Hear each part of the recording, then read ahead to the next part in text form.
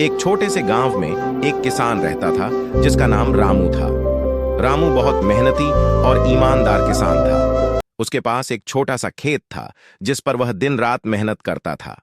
खेत की मिट्टी बहुत उपजाऊ थी, लेकिन खेत की जुताई और देखभाल के लिए उसे बहुत कड़ी मेहनत करनी पड़ती थी।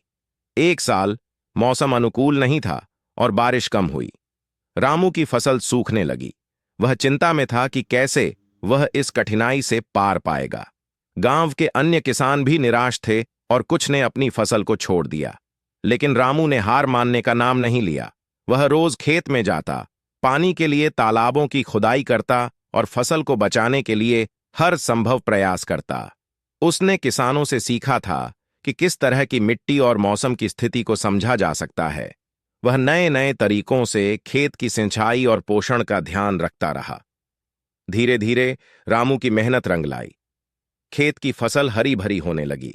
उसकी देखभाल और मेहनत ने उसकी फसल को सही समय पर तैयार कर दिया। जब फसल पककर तैयार हुई तो वह बहुत अच्छी और उपजाऊ निकली।